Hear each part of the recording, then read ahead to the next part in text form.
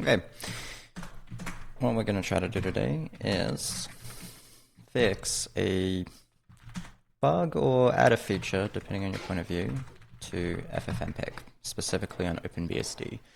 So what the problem is, if we go to sndio, yeah, here we go. What the problem is when we open a sndio device, we hard code the bits to be 16. So this is 16-bit floating point audio. That was true or correct once upon a time. Once upon a time, sndio could not handle anything other than 16-bit little endian, or at least 16-bit audio. But now that is no longer true. You can see over here, we have a lot more that we can specify.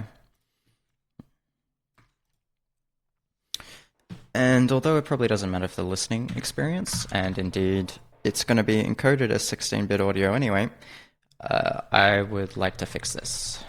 I would like to be able to have a big fat 24 there. Wouldn't that be nice? Now, we can hardcode that to 24, but that doesn't really fix the problem, which is that it should be specifiable. We can take a look at what this looks like.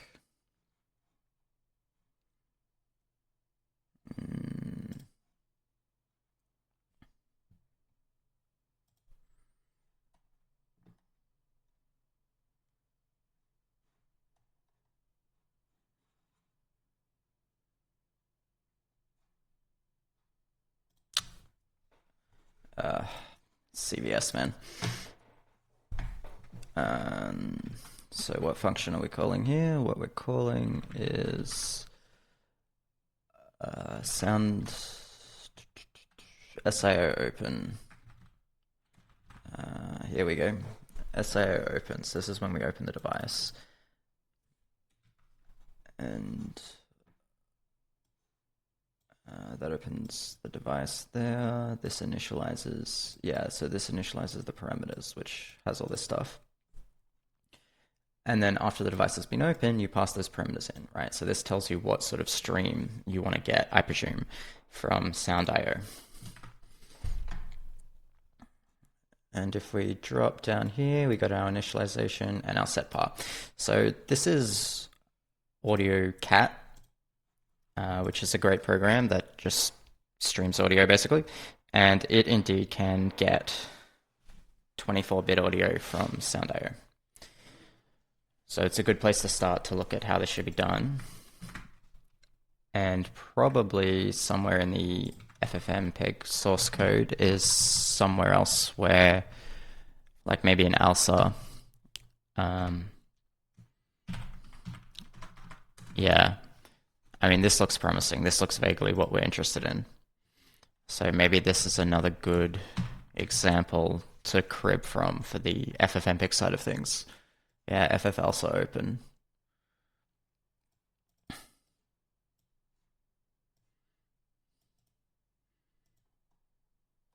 Yeah, that looks pretty promising. We probably want to crib from this, as in probably just rip the whole thing out and use it.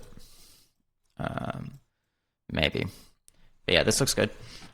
This is another good looking thing to crib from, but ultimately I don't think we're going to need to use any of this because this program does, a bunch of parsing of the arguments and whatnot, which would be useful, but FFmpeg kind of does that for us.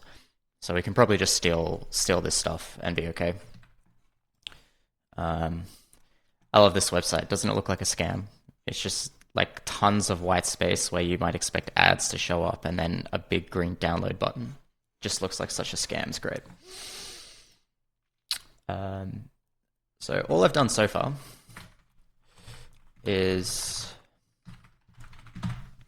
I've downloaded, cloned specifically the FFmpeg repo and built it. So we have FFmpeg working here.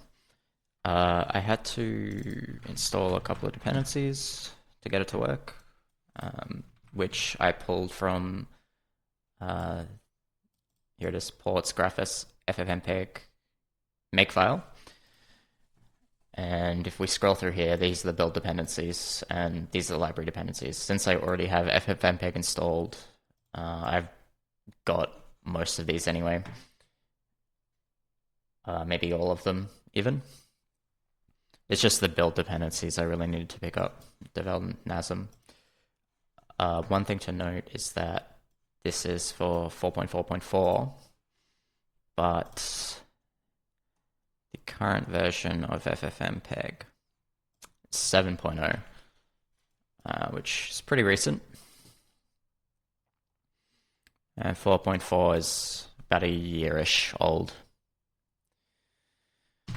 So we'll be developing against, obviously, the most recent version, which is, I guess, even later than this, I suppose.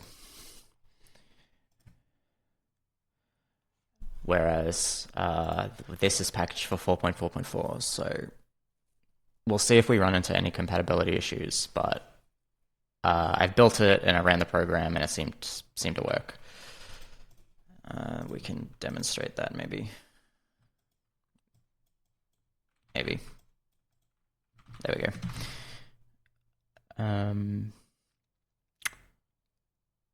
So I have installed this.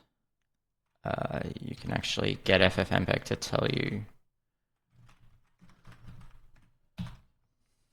what it was built with. And I have changed the prefix because otherwise, right, we'll just do this. Yeah, otherwise you can see it doesn't correctly find the libraries it needs to load. And because those libraries are spread out over the place, for instance, here's one, libav codec, it's in this directory, whereas libav device is in this directory. It's kind of annoying that they're spread out because you can't just set an LD library path. So I just set a prefix and installed them there.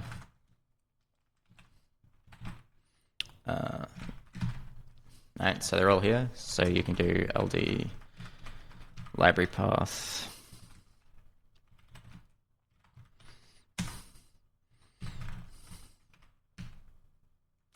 sndio sound one.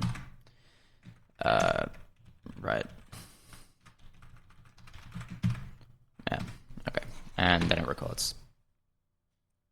Or it would record if I hadn't already taken the sound device recording this.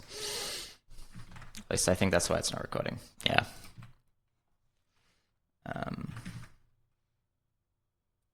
Okay. So it's been built. It works. Let's see if we can add this. All right, so I'm gonna pretty much steal this.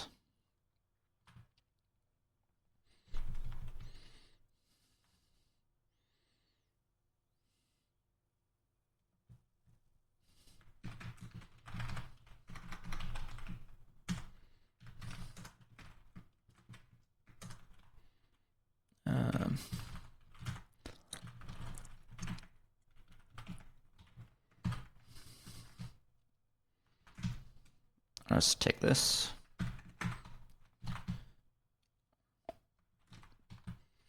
Now, I don't think all of these are supported.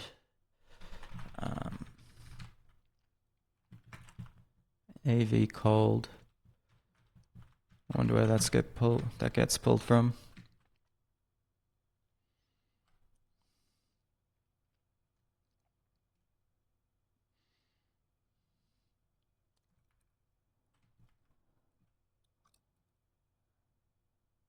This looks like a return code.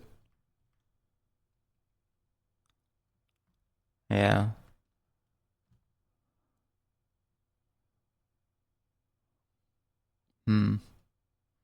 Oh, this is like a yeah, okay. preprocessor define. Let's go see where it is. Maybe worth trying. Yeah.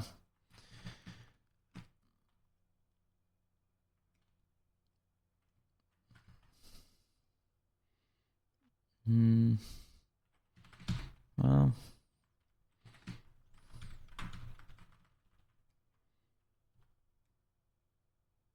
Okay, there we go. Attribute cold. Okay. C compiler attribute cold.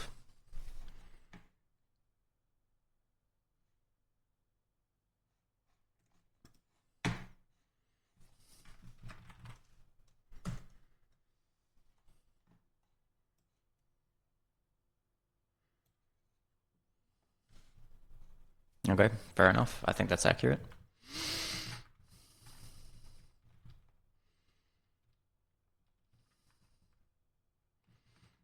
Yeah, so we want to know what sndio supports. Oh. Almost fell back in my chair there.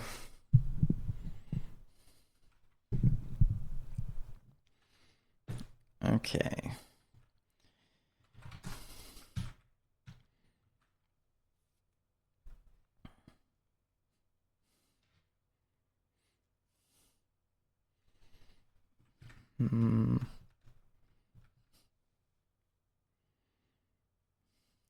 Let's get rid of these. These don't look supported.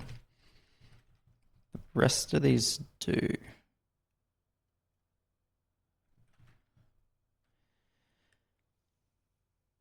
The number of bytes per sample and the alignment.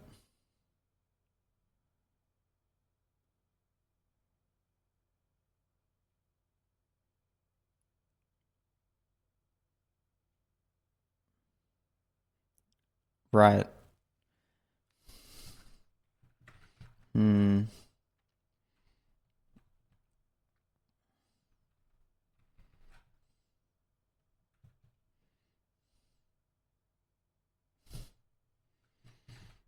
Yeah, where did we find that? libavutil attributes. I wonder if this is in alsa.h. It's not. Interesting. Okay, well, we'll pull it in.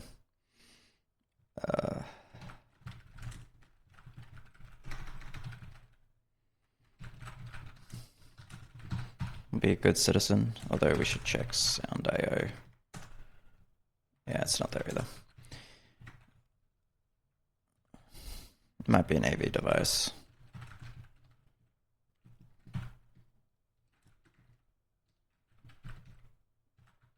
No. Alright, we'll ignore that.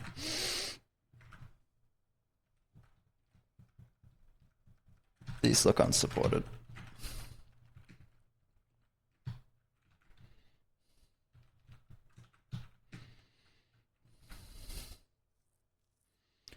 Default codec ID, interesting.